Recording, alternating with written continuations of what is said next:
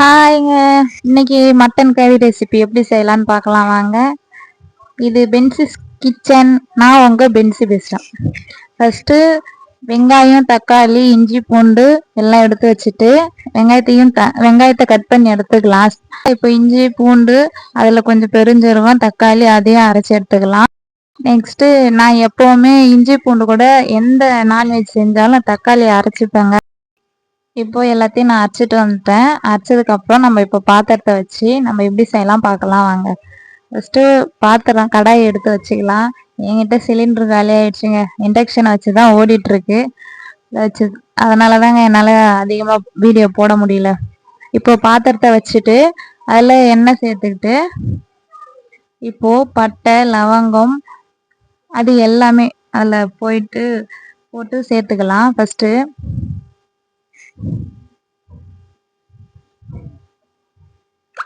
அது நல்லா பொரிஞ்சு வந்ததுக்கு அப்புறம் தாங்க வெங்காயம் போடணும். நான் எப்போவுமே ஸ்டார்டிங்கே இது எல்லாத்தையும் போட்டு வதக்கிக்குவேன். நெக்ஸ்ட்டு வெங்காயத்தை சேர்த்துக்கலாம். அதில் பச்சை மிளகா மட்டும் போட்டு சேர்த்துக்கிறேன். நான் கருவேப்பிலை வெங்காயம் வதங்கினதுக்கு அப்புறம் தாங்க சேர்ப்பேன். போட்டு இப்போ பச்சை மிளகா எல்லாம் நல்லா வதங்கட்டும்.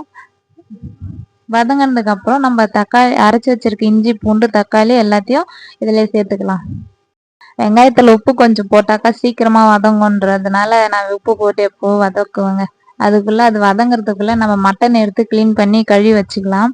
ஒரு 3 டைம் 4 டைம் அலசி எடுத்துக்கலாம். இப்போ நம்ம அரைச்சி வச்சிருக்கிறத இதில் ஊற்றி அதையும் நல்லா வதக்கணுங்க.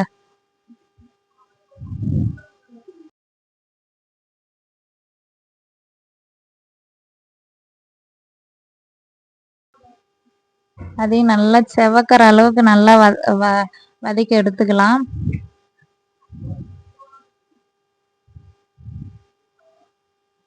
ஏன் பெரிய பையனுக்கு எக்ஸாம் நடக்குது, எந்த சின்ன குட்டி வேண்டும் கூட உக்காந்துட்டு படிக்கிறேன்னுட்டு, அதுவும் நான் கிச்சன்ல இருந்தா கிச்சன்ல படிக்கிறானுங்க, ஹாலுக்கு போனா ஹாலில் படிக்கிறாங்க. ஒன்றும் முடியல. பின்னாடியே என் காலுக்கு கீழே தான் நின்றுட்டு இருக்கானுங்க. 2 பேரும் கத்திட்டு இருக்கானுங்க சாப்பாடு செய்யறதுக்குள்ள. சரிங்க, இப்போ இது நல்லா வதங்கிடுச்சு. நம்ம கொஞ்ச நேரம் மூடி வைக்கலாம். வதங்கினதுக்கு அப்புறம் அடுத்தது மட்டன் சேர்க்கலாம். வதங்கிடுச்சு பாருங்க, நல்லா சிவந்து வந்துடுச்சு. இப்போ அதில் மட்டன் சேர்த்துக்கலாம்.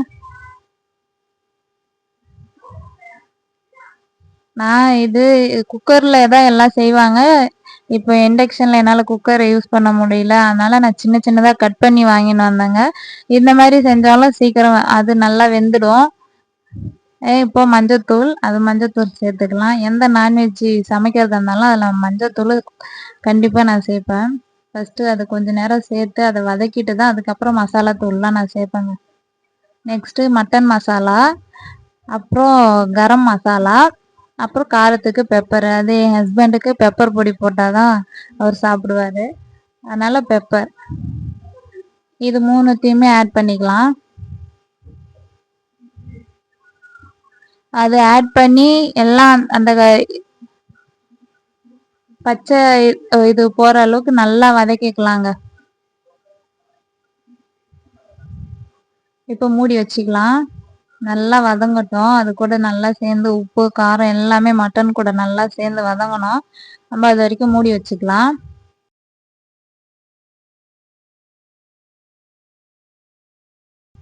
இப்போ ஓப்பன் பண்ணால் இந்த அளவில் இருக்காங்க.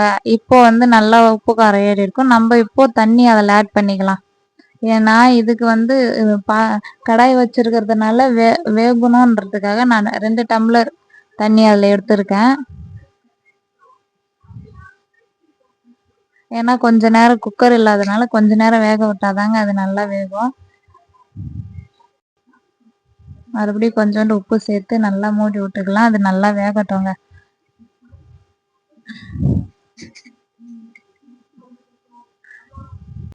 பிடிக்காத அளவு நம்ம அதை கிளறி விட்டுக்கிட்டே இருக்கலாம். பாருங்க, நல்லா அது சுண்டி வருது. நல்லா சுண்டி வந்ததுக்கு அப்புறம் அதில் நம்ம கொஞ்சம் கொத்தமல்லி ஆட் பண்ணிக்கலாம். அவ்வளோதாங்க, மட்டன் கறி ரெடி ஆயிடுச்சு. இந்த வீடியோ உங்களுக்கு பிடிச்சிருந்தா லைக் பண்ணுங்க, ஷேர் பண்ணுங்க மக்களே. உங்களிடமிருந்து விடைபெறுவது நான் உங்கள் பென்சி. பாய்.